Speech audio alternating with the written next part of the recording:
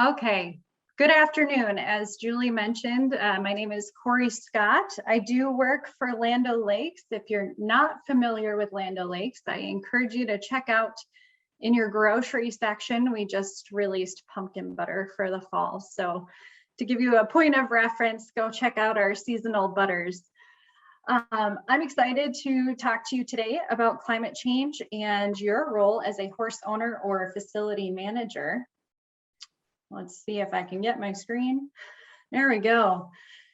So with headlines like this, and many of our yards this summer looking similar to the photo on the screen here, climate change is becoming more prevalent as a thought process in our lives as horse owners and managers.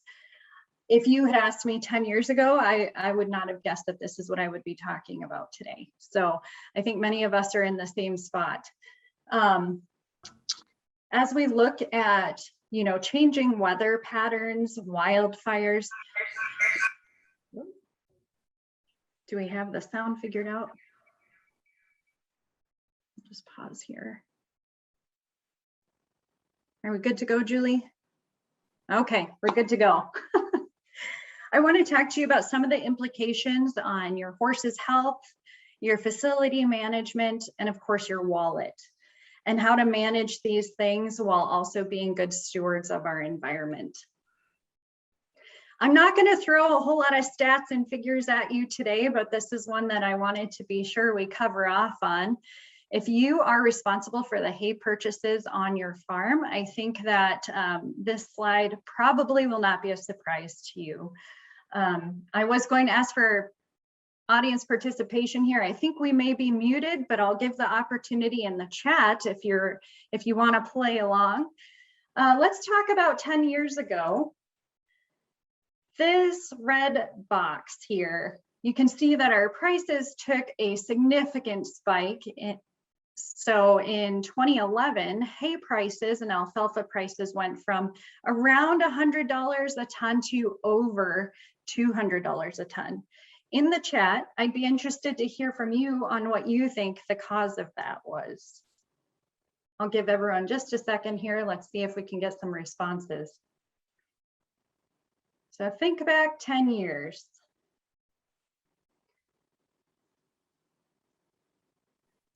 All right, looks like we're lit up. Drought. Nice job, Julie. That's exactly right. So if you take a look on the left-hand side here, we have our Palmer Z index. This index shows us a baseline of moisture content for a period of time and what happened based against that baseline. In 2011, you can see that we started to enter a pretty significant drought. What I want to show you is that though the drought really only lasted through 2013, we saw increased hay prices and alfalfa prices for 2 years beyond that. A lot of that wildfires, great response, Ian.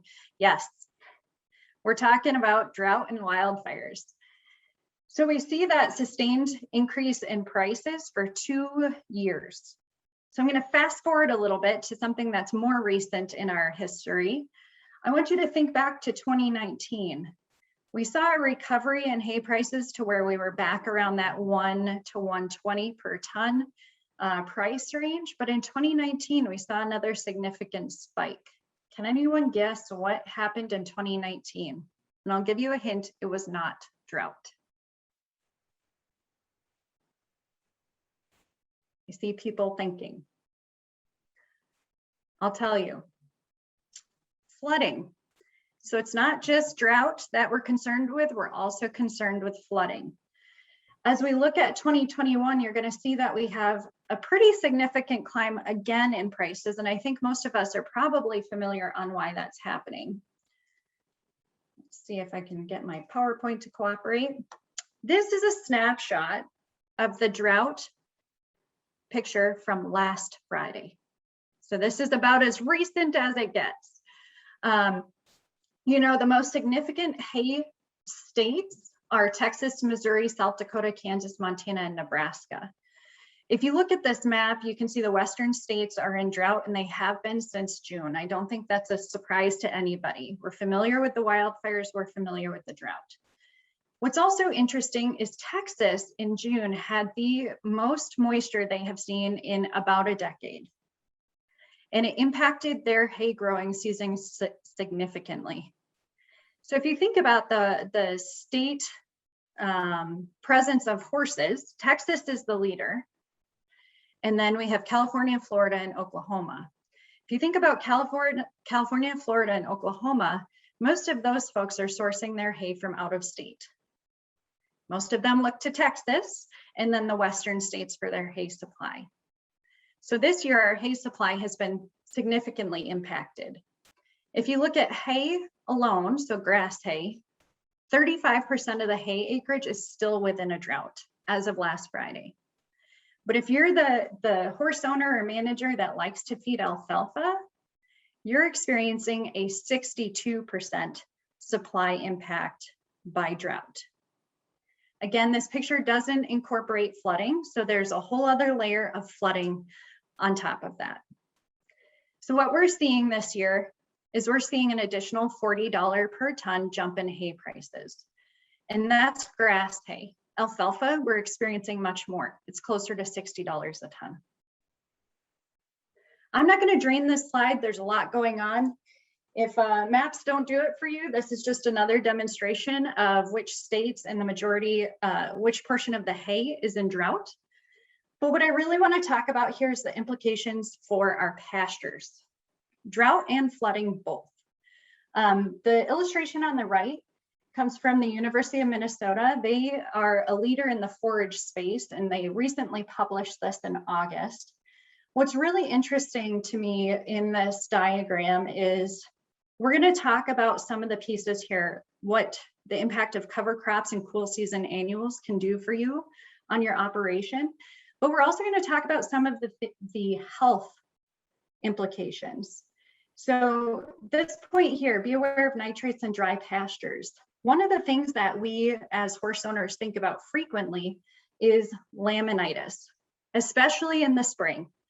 So in the spring, when we have rich new grass, and in the fall, when we have cool season grasses, we've always been taught to watch out for laminitis and transition our horses onto pasture, right? One of the key implications of drought is that drought-stressed grasses also cause laminitis. So what we saw in the upper Midwest this year was a huge spike in laminitic horses. So just a consideration and a thought for your health. I know personally, I hate to admit it, I had vet bills because of that. So talk about economic implications of drought and feed shortage, right? I have been feeding my horses hay since June. I don't know about you, but most of us don't plan in the upper Midwest for hay feeding through the summer months. So that's a pretty significant implication for our cost of managing a facility or our own personal horses through the year. Now, as we think about additional health implications of changing climate, it's not just drought that we're talking about, it's the change in temperature, a long-standing change in temperature. So this year, of course, from the wildfires, we're seeing an increase in respiratory disease. Unfortunately, the particulates that are in the wildfire smoke that many of us have experienced around the nation are incredibly small, and they get to the deep tissue within the horse's lungs. So what we're seeing, and we saw this 10 years ago as well with wildfires, is we are seeing horses with more sustained issues like asthma. Not only does this impact your horse's health, but it's impacting how we go about our business. So we're looking at housing, which Mr. Blackburn's going to talk about in a little bit here. We're looking at how we change our housing, how we change our feeding practices, adding water to our hay to reduce dust, and how we change our exercise and our turnout. In addition to respiratory disease, one of the emerging issues with climate change that we're seeing, it originated in Australia, who's been a little bit ahead of the curve as far as significant impact of climate change, and in New Zealand, is we are seeing an emergence of our horses' bugs are worms evolving quicker than we are with climate change. So what researchers are finding is that typical worms found in our horses are becoming more and more resistant to dewormer. And it's not just associated with the cycle of deworming that we do, but also those bugs are evolving to the warmer temperatures faster than our medications are. So it's something to consider. You've probably seen in the recent 5 years that there's been recommendations to change your warming cycle to an as needed or twice a year basis. This is primarily derived from our bugs becoming resistant to our dewormers. The original dewormer purpose and the cycle that was proposed originated 60 years ago, and it originated to treat bloodworms. Bloodworms are primarily eradicated from our horses, so that system is no longer relevant to the worms that we're treating today. Also, what we're seeing is with the warmer temperatures, we're seeing longer flea and tick seasons. We all love those scritchy, scratchy bugs, right? They're our favorite. No, they're not. Tick diseases in particular are seeing a rise, and we're seeing them spread across the nation where they were not prevalent 10 years ago. We're seeing similar trends when you look at Australia as an example. We're seeing bugs and bats and other, I'm going to call them rodents, that are impacting horse health. And we're starting to see similar trends in the United States. Last thing I want to cover, vitamin E deficiency. So I meant to talk about this earlier, but when you talk about the diet of our animals, when we're talking about changing our forages to accommodate drought, one of the things that we've seen in California for many years, but not as prevalent in the upper Midwest and then moving east, is a vitamin E deficiency. Vitamin E is something that typically comes from pasture or our richer forages. As we're experiencing drought and flooding, we're seeing an uptick of horses with vitamin E deficiency as well. Before I move on, is there any questions about the parasites, this piece of it? And I'll leave time at the end too. Okay, great. Okay. Feel free to throw your questions in the chat and we'll circle back to them as we have time. Certainly. So what can we do about it as horse owners and facility managers? This is the most important piece, right? Let's talk about ground cover. So typically we think about pasture as our primary, pasture and hay as our primary sources of forage. If you think back, way back in history, it's actually not that far, but think about the Dust Bowl in the upper Midwest. We had similar characteristics to the Dust Bowl this year. One of the most critical differences is that row crop farmers and hay producers in general are implementing more ground covering forage or cover crops. What's really interesting is over the weekend, the Kentucky Equine Research Facility just came out with new research that they've been conducting for the last 2 years on ground covering cover crops for horse pastures. I know personally the idea of putting a cover crop in my pasture, my brain immediately goes to let's seed in some alfalfa or some annual ryegrasses that my horses will want to eat in the fall. This research was really interesting. They covered everything from turnips to our typical alfalfa and clover covers. I'm not going to drain that research here, but I highly encourage you to go check it out. Also, I know it seems counterintuitive, but in certain areas where there's prairie especially, planting some trees and foliage that's safe for your horse's consumption on your property is also hugely beneficial for carbon absorption and water management. So don't be afraid of those leafy shrubs that they like to scratch themselves and chew on. It's an okay thing. It's good for the environment. Of course, for bugs and those parasites, we want to see pasture rotation. Not only does pasture rotation help with the parasites, but it gives your grass time to recover. So if we go back to that drought issue that we were discussing, those stressed grasses is really unhealthy for your horses. So think about pasture rotation. Even if you have small pastures that you can move them for a number of days at a time, it's still effective in helping manage the parasites and your pasture health. Manure management. I looked at Mr. Blackburn's website, and they have some really interesting composting solutions on through his company there. I highly encourage you to think about composting your manure differently. Manure composting is incredibly effective if done correctly to managing parasites, weed seeds, and effectively uses some of those nutrients that we're constantly talking about trying to manage in soil. You know, your carbon, your potassium, and your nitrogens. The natural process of composting helps us manage those gases. And then, of course, water management. Circling back to the parasites in particular, you want to manage any standing water to prevent the growth of parasites and mosquitoes. If you have muddy spots, think about planting something over those muddy spots to help to allow that root system to absorb some of that moisture. Just think about things a little bit differently. And at the end of the day, at Truterra, and me personally, we believe that farmers and ranchers have the greatest potential to protect and restore the environment. Remember, your partners in hay production are oftentimes cattle and dairy producers. We need to do everything that we can to support them and tell the story about the protective practices that we already have in place. With that, I'll turn it over to you, Julie. Thanks, Corey. That was a great introduction and a good setup for John's part of this. So let me introduce John Blackburn. John is the president and senior principal at Blackburn Architecture, which is located on Maryland, close here to the DMV, as we like to call it.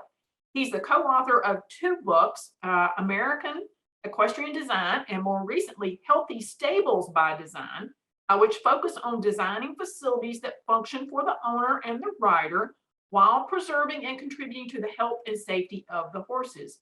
He's designed in a lot of different environments. He's had to adapt those designs to accommodate for climate change, and he's going to speak a little bit about all that with us. And so we're really excited about having John join us today. John's got years and years and years, I'm not going to say how many, John, of experience in this kind of work. So he's got some great, I think, ideas and thoughts to share with us. So John? Thank you. Can you hear me? I can, you're great. And I've got, I think, my screen up. Can everyone see it? Yep. I tried to get just the screen itself, but I got enough where I think people can see and we can follow through it. So I'll start. I don't know how much time do I have, Julie? You got plenty of time, 20, 25 minutes, and we'll allow some time for some Q&A. Okay, so thank you and good afternoon, everyone. And thank you, Julie, for that introduction. Thank you for the American Horse Council for giving me the opportunity to be here today. And thank you, Corey. It's nice to meet you and learn a little bit about what you do. But talking about horse farms and climate change, I see, in my opinion, we talk about those. We have 2 basic questions we need to deal with. Sorry, here it is. Basically, 2 questions. How do we mitigate the negative effects of climate change on horses and safety? And how do we mitigate the negative impact of the horse farm on the environment? So those are 2 things. They are related, but they're serious. We got to deal with it. One thing about it is that most of the people who are on this are probably horse people. There may be some environmentalists, environmental engineers. I'm not. I'm an architect, but I've been using the environment for 35 years to help design horse farms. And given the seriousness of climate change, we all need to wake up and smell the coffee, as they say. But what I'm saying is that coffee you're smelling may be more forest fires on the West Coast. So we've got a serious problem that we need to deal with. So to start with that, I want to look at 2 basic terms. The first one is sustainability. This is a very general term. There's 1,000 different definitions for this.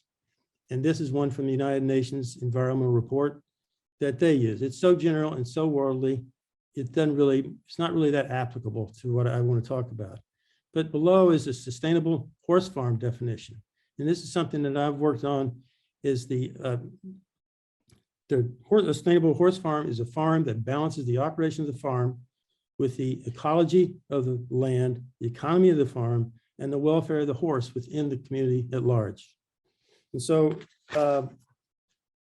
that is the terms. Now let's look back at those two questions with that in mind.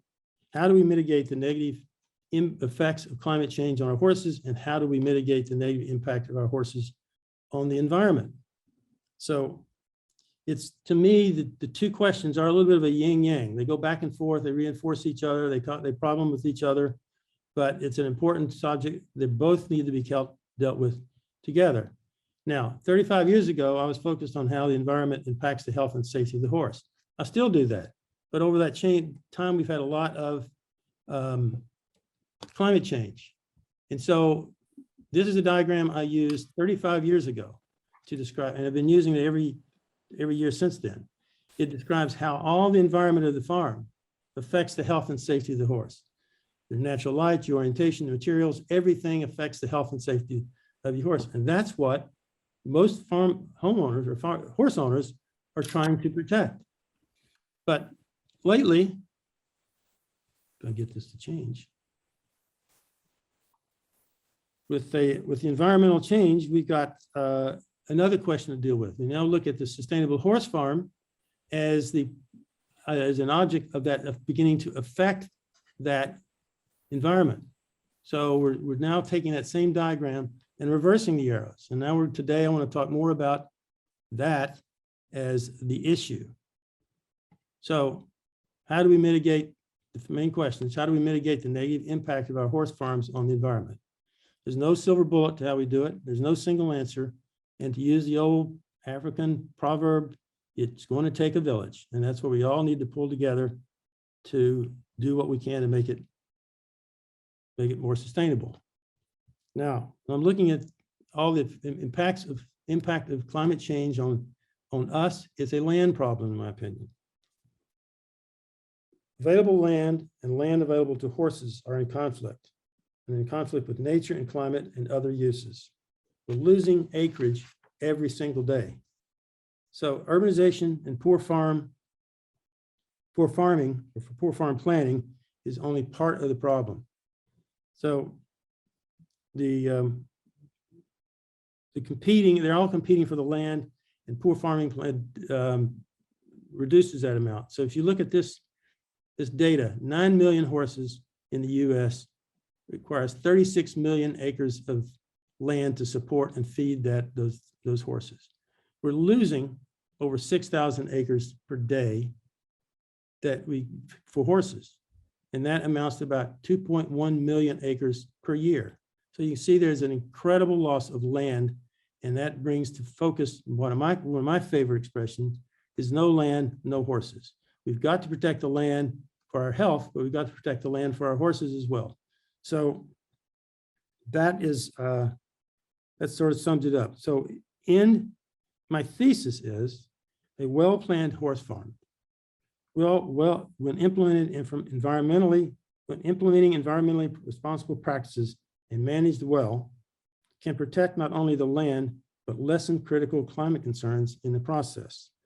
Things like carbon sequestering, carbon capture, renewable energy generation, all those are important. And they're all part of the process, and there are various other techniques. But what I like to say is they can help, but what we need to do is help reduce what I call the hoof print. That's what we need to focus on. Trying to get this to change. Now, with that being what Corey was talking about, water is a primary concern. It's a problem. It can be point sourced or non-point sourced.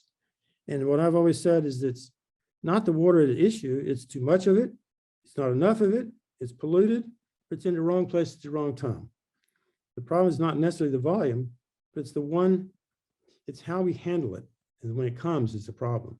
For example, there's this data here on this slide shows you get 1 inch of rainfall on 1,000 square feet of roof, you're going to 416 gallons of water. If that's in 1 minute, you've got that many gallons in 1 minute. If it's on here it says 2 inches, it should say 1 inch.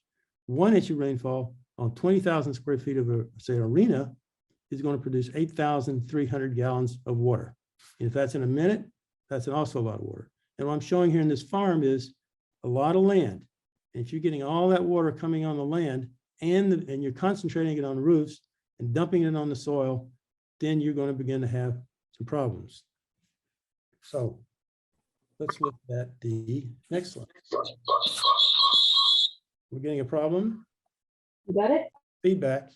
No. All right, potential sources. As I said, it's point source and non-point source. These are the basic places you get water. You get stormwater runoff, you get irrigation ditches, you get streams and rivers. It's coming off buildings, gutters, roadways, and parking lots. Those are then eroding the streams, eroding stream banks, causing excessive pesticide erosion into the waterways and fertilizer. It's causing gardens and lawns to erode into the waterways, and the same with manure piles. We've got to protect our water. It's something that we can't live without, but we have to deal with it. So, common areas of improvement. Well, water is, as I said, is a primary source, but it's not the only source. We have water management, nutritional management, and manure and waste management. But as I said, water is the vehicle that causes nutrition to fertilizer to migrate into the waterways, manure to migrate into the waterways. So we're looking at ways we can do. All these have to work together. But water management is a severe concern. It affects all the others in how they come together. So with that in mind, let's look at, so here you see the best, let's look at best management practices. Best management practices are the key, but best management practices are the way, the control is the key. So you see here where we had the diagram before, where we had health and safety in the middle, and the property and the land was focusing on the health and safety of the horse. Here we're looking at it just in the reverse. It's now we got the sustainability of the horse farm is now impacting the environment around us. And we have to use those best management practices to make them work for us. So we have to start learning how to do it and how to implement them. And that's the way to get control of the environment and help reach our sustainable goals. So I don't know if every farm could be fully sustainable, but we need to do what we can to mitigate that problem, the effects of climate change on our environment, and that all starts with your horse farm. And as I said before, it's going to take a village. It's going to take all of us pulling together.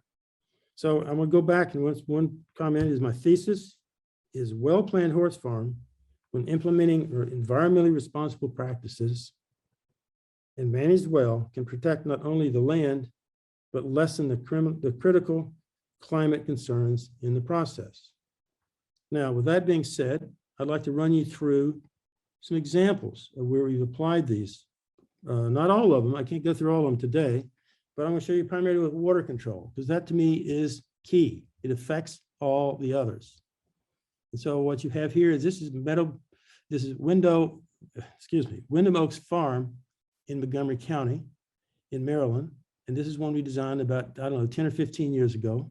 It's a sustainable farm within the county. And it's using green principles to create a sustainable farm. And so by that definition, this meets those goals. What we're doing in designing the farm, we've placed the barns and all the parking and driveways high on the property. So all that water is coming off the buildings, coming off the parking areas and getting into the grasslands to protect it, and that filters it. And that's separated. We use the pasture layouts and the areaways between as a place to drain that water. So you see my cursor? I don't know if that's visible, but that is used to migrate the water downslope towards a drainage pond, and that allows it to filter back into the groundwater. We're using slopes and drainage between paddocks to do that. So you see this farm, the barns the arena. It's all coming off that. It's coming through these lead paths and going downhill towards, which I'll show you in a moment, the filtration pond. Here we use buffer zones between paddocks for not only soaking up that water, but it's another place to have bridle paths, exercise areas so you can gallop your horses. It's also a place where you can have buffer between the paddocks and wildlife areas where you have natural habitat that is important for a sustainable horse farm. You need to bring all those elements in together. That's all part of those best management practices. If you go back to that diagram, you could see that those are all part of it. Here you got, as I said, water control. You got to have water for your paddocks. You got to have water for the grass to grow, and so it doesn't become overworked. So here we drain, we create places for water to collect and filter back into the ground, and then filter out into these areaways between the paddocks. And then here you see more drainage swales. Again, it comes into slopes, and how you manage the water drainage is key to how you handle, to really create a sustainable farm. It's requiring putting all these best management practices together, but you cannot ignore the drainage, water drainage. It's just too darn critical. Here it's coming off a sand arena or a stone dust arena, and it's how you handle that. So the stone dust or the arena doesn't erode. You use the actual arena and the stone dust to absorb that water and put it back into the ground. And you don't want it to run off and pollute the streams. Here it's literally, you see a swale between the barn and the arena. So the water, all the water that's coming off that barn, all the water that's coming off that arena is going into this swale, going down this lead path, which goes directly to the retention pond. Here's another method way when you do get some point source, if you would call it, of water coming off a large roof, how you can contain it in a way and protect it so it doesn't create a large erosion ravine within the property.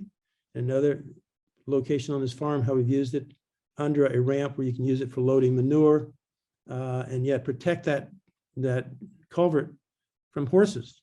You always want to look out for the health and safety of the horse at the same time.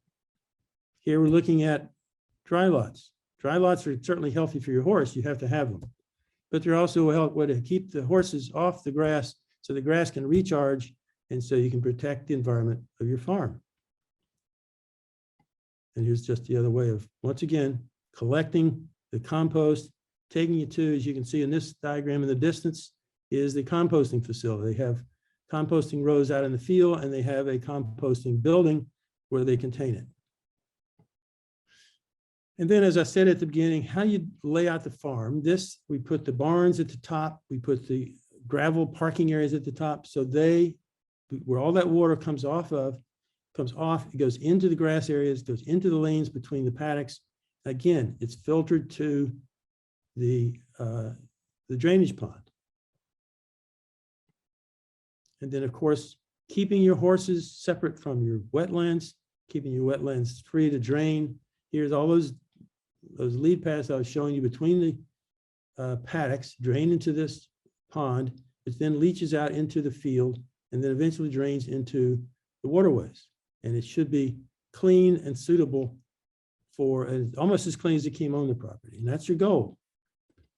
And then here is looking at energy management as part of the process. This is not necessarily dealing with water control, but it's dealing with other aspects of best management practices, energy management. Here we designed arenas of natural light, natural ventilation. You place it on the arena so it picks up the natural breeze blowing across the fields. You use natural light as much as you can, so you don't have to have lights. You get a good breeze, you can reduce the amount of fans you need.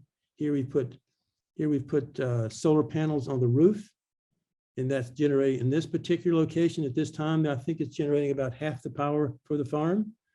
We are currently in the process of designing a new sustainable farm as part of this, and an annex, and that is going to be fully sustainable. and off the grid, and they're going to increase the amount of solar panels on this barn to run both farms. So it's possible, it's doable. And as I said in my thesis, a well-planned horse farm, when implementing environmentally responsible practices and managed well, can protect not only the land, but lessen the critical climate concerns in the process. So that is what I'm trying to do, trying to show. That's the thesis of what I'm producing here today. And of course, it goes into various other utility controls.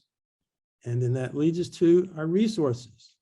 I hope I've stayed within the time limit, but this is, to me, is key. If you are a farmer, in this list of sources, and these are different all around the country, they're changing. Best management practices are changing because the environment's changing. The different parts of the country is different. But I point to things like the Agricultural District, Agriculture Extension Service, the Soil Conservation District as the best assets a farmer can get. In many cases, they're free, provided by the federal government, and they help you with sharing the cost of many of these best management practices. And I tell every client I have, after you've contacted me, if not before, contact your soil conservation district, find out what the requirements are, find out what they offer. They offer everything you basically need, except you're probably going to need some money to start your farm, but they will help with that. And that's the amazing advantage of what's out there and what's available. So let's go. That's all I have. I hope that's helpful. I ran through it rather quickly. I could spend hours on every one of these subjects. I could write a third book on it. I'm not about to right now, but these are some of the credits that I give credit to for helping me put together and educate me on some of this subject matter.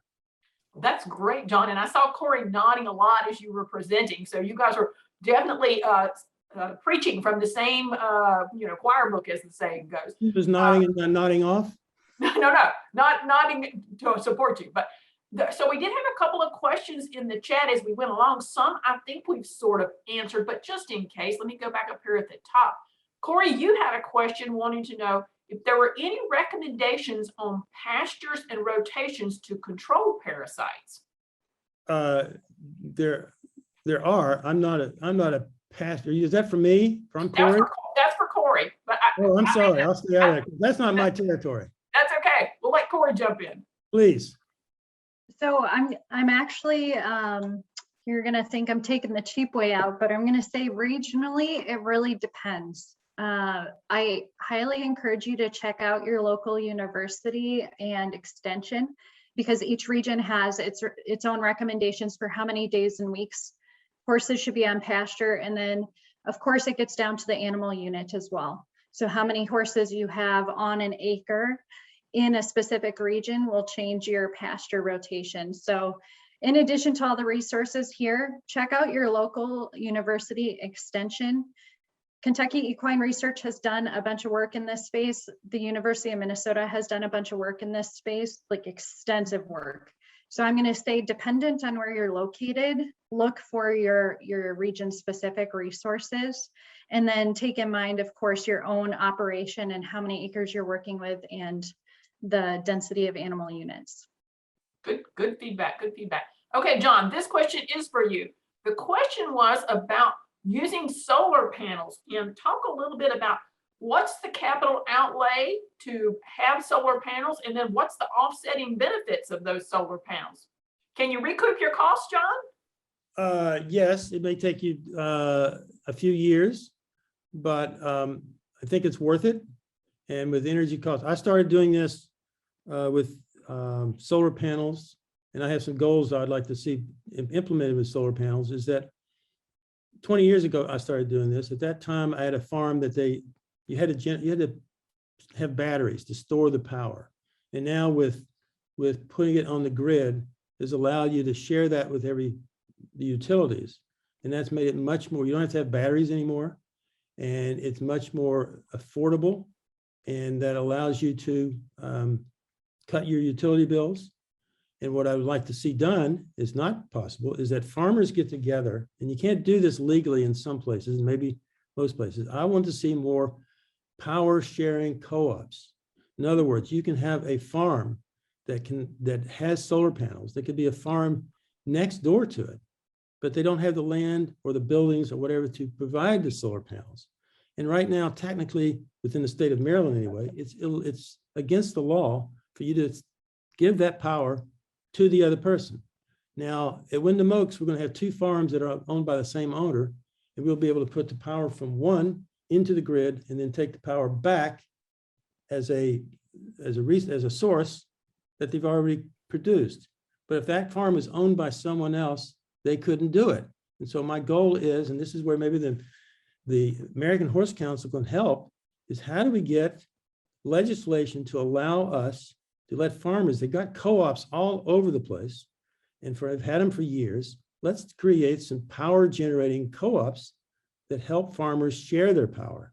Because I started years ago thinking around Maryland, the west, on the eastern shore, there were miles, or certainly long lengths of poultry farms. And poultry farms had real need for power, for fans and heat. But if you have that now in Maryland, if you have that poultry farm and you put solar panels on that farm, on those poultry sheds, you can't share it with your partner, your neighbor. You can only use it on your farm. And that to me is a loss. And I'd like to see that change. Well, that's a great topic, and I'll make a note about that, John, because we are obviously at the American Horse Council involved with a lot of coalitions and a lot of our ag partners out there. So we could start a great conversation with some of those and sort of see what kind of progress we could make. Let's do it. Another question that came up was, how are sustainable horse farms contributing to carbon fixing, clean water, and wildlife habitat, John? Well, I alluded to it, but I didn't go into all of them. But looking at my best management practices, they're all part of it. And I mentioned the carbon sequestering and that sort of thing. I'm not an expert on that, but if you've got woodlands, you've got grass areas, and all that is part of the package. And if I went back to my diagram with the arrows all pointing out to the farm and to the land, that is where it sort of begins to feed on itself, if you will. And they're all related. Corey, do you have anything you want to add to that? I was typing my response as I listened to that. So when we talk about the carbon fixing or carbon sequestration side of it, oftentimes you hear nitrogen paired with that. And when you think about cover crops, one of the most common and impactful cover crops that are implemented by row crop farmers is alfalfa. And so when we talk about alfalfa and then some of those annual cover crops like clovers and ryegrass as an example, those are by nature carbon fixing cover crops that we then also feed for forage to our horses. So that's a big piece of the carbon play there. And then if you go back to the manure composting, carbon and nitrogen both are the primary food sources for the biological processes that are happening when you are composting manure. So if you're composting manure correctly, and John talked a lot about that, excuse me, you are by nature removing carbon from the atmosphere. Mm-hmm. Great, thank you. I can tell you guys out there that you should contact Cliff Williamson on our staff if you want to learn more about some of the implications that horse facilities are experiencing from CAFO rules, which is the concentrated animal feed operations.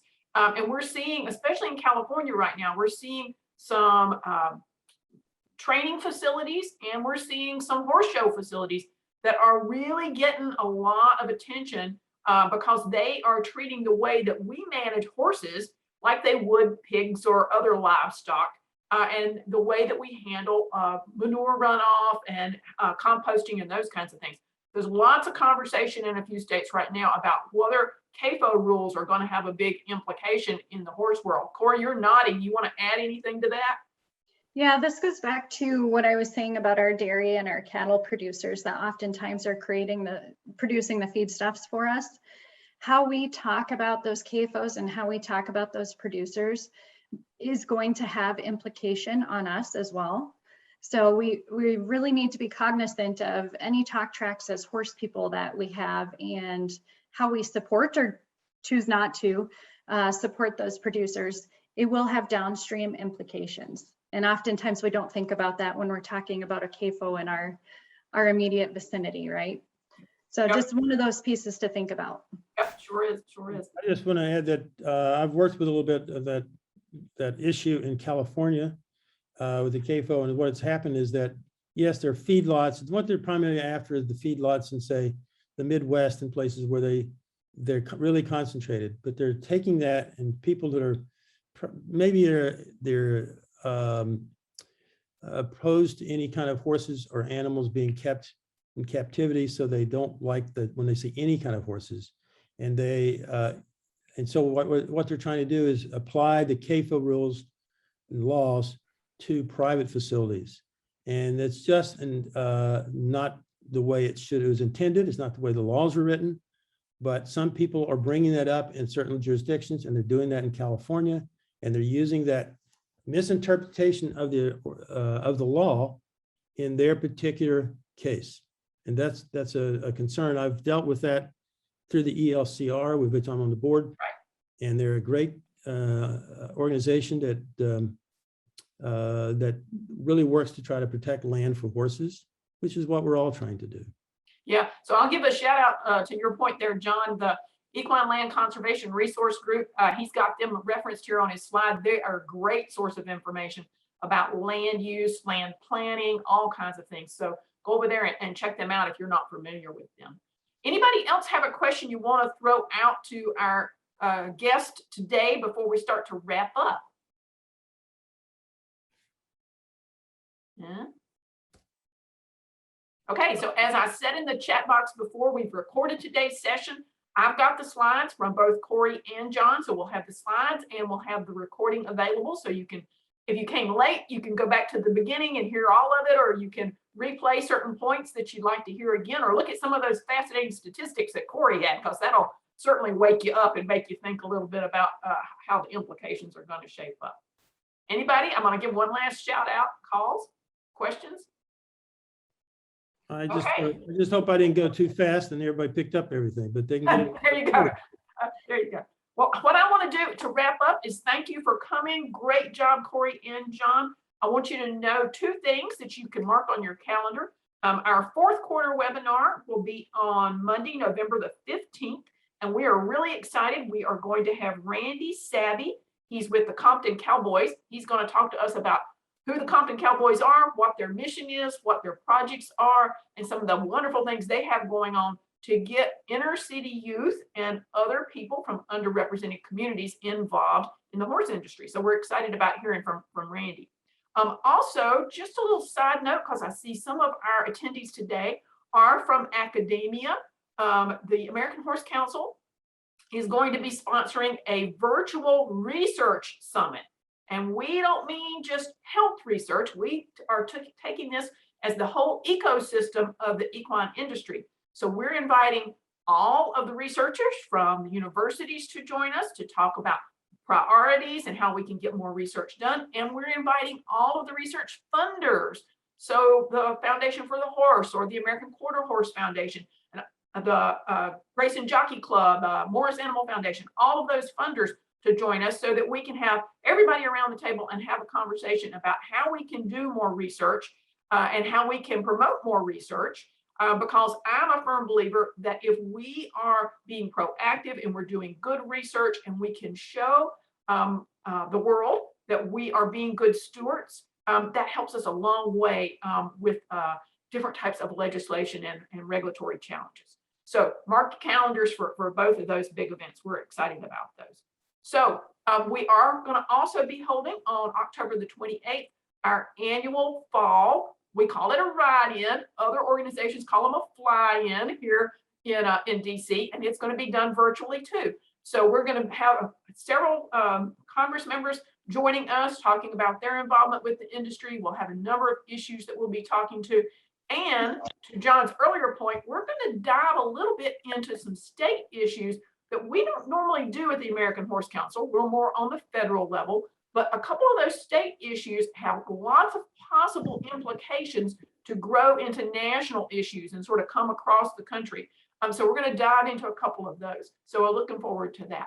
So I will just pause there again and say thank you for joining us. If anybody has questions, by all means, put them in the chat, and we're happy to provide contact information for both Corey and John afterwards so that you can reach out to them if you want to talk to them more one-on-one.